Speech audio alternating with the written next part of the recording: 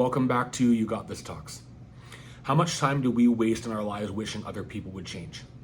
Wishing they would think like us, act like us, or finally show up the way that we want them to. It could be friends, family, a spouse, even a boss at work.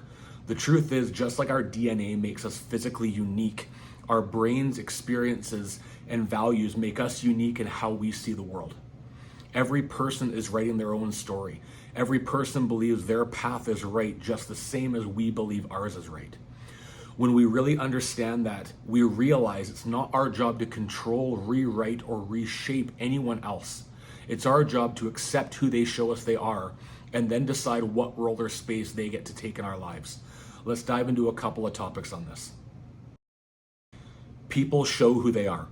One of the hardest truths to accept is that people are exactly who they show us they are. Over time, their actions, words, and patterns, they reveal themselves. So often we fight against that reality. We want them to be different, to show up as the version that we need instead of the version that they truly are or the version they choose to be. The cycle of hurt. Think about how much energy we waste trying to mold others, parents, spouses, kids, friends, coworkers, into what we wish they were.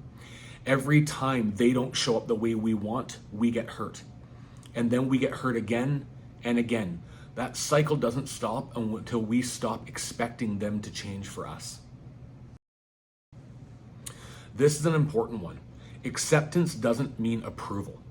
Acceptance doesn't mean you have to like someone's behavior or agree with their choices. It simply means you stop fighting reality. It means saying, this is who this person is. They've shown me. I don't have to keep wishing anymore that they were different. Reclaiming your power. When you accept people for who they are, you gain freedom. You get to decide what role or what space they get to take up in your life. Maybe they stay close because they bring love and support.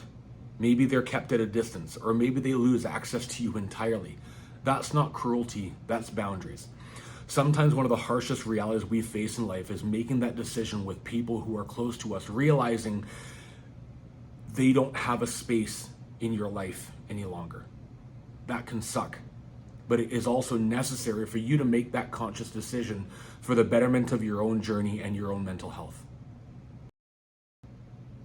The script of life.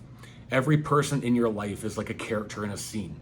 You don't control how they are written. You do control whether they remain in your script or not. And the only character you truly get to write, edit, and grow is yourself. Choosing peace. Stop waiting for others to play the role you imagined. Accept them as they are, then choose consciously if them being in the front row, back row, or out of the theater altogether is the right choice for the betterment of your journey. Final thought on this. Acceptance isn't giving up. It's not weakness. It's the ultimate form of strength because it puts you back in control of the only thing you were ever meant to control.